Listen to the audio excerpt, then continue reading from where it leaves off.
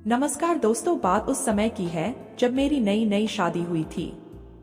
मेरे पति एक कंपनी में काम करते थे। शादी के बाद जब मैं ससुराल गई तो पहले दिन ही उनके पास कॉल आया कि उन्हें तुरंत आना होगा, क्योंकि वह एक अच्छे इंजीनियर थे और कंपनी को करोड़ों रुपए का नुकसान से सिर्फ मेरे पति ही बचा सकता था। इसलिए पति फौरन ही मुझे छोड़कर मुंबई चले गए। वहीं पर उनकी पोस्टिंग थी। अभी तक हमने एक दूसरे को सही से समझा भी नहीं था। इस बात से मैं बहुत दुखी हो गई। मैं पहले ही दिन अकेली हो गई और मेरी सारी ख्वाहिश अधूरी रह गई थी। फिर उन्होंने दूसरे दिन कॉल किया कि अब 3 महीने बाद ही आ पाएंगे। ये सुनकर मैं बहुत दुखी हुई थी। जिसके लिए घर में आई थी वो मुझसे बहुत दूर थे। मैं इसे अपनी किस्मत समझकर तन मन से सास ससुर की सेवा करने लगी। अब मेरे अकेलेपन के कारण मैं उदास रहने लगी। लेकिन धीरे धीरे मेरे ससुर मुझे अकेलेपन को दूर करने के लिए कहने लगे।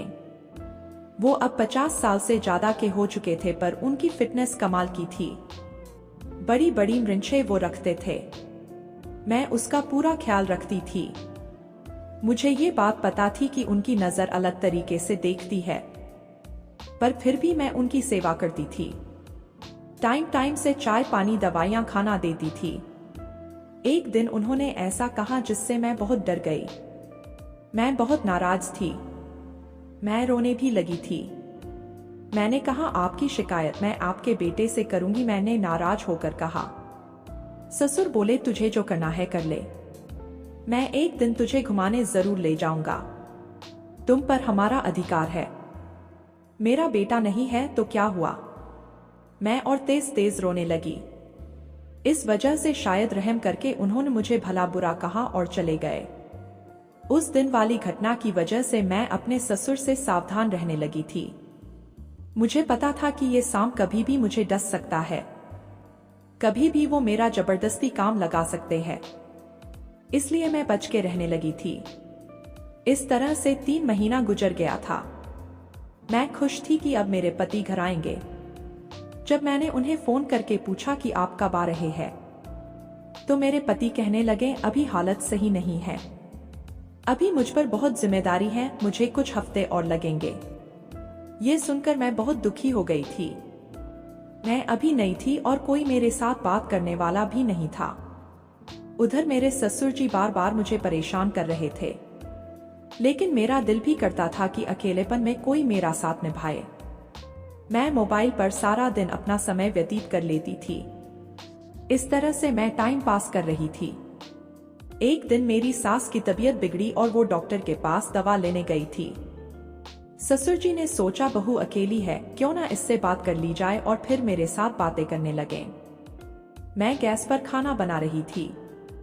तभी ससुर जी रसोई घर में आ गए और मेरे साथ बात करने लगे।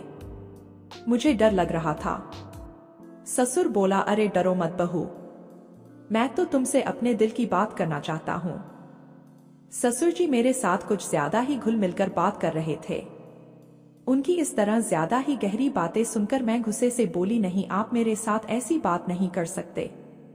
मैं रोने लगी। उन पर कोई असर नहीं था। धीरे धीरे ससुर जी की बातों में मुझे भी आनंद आने लगा।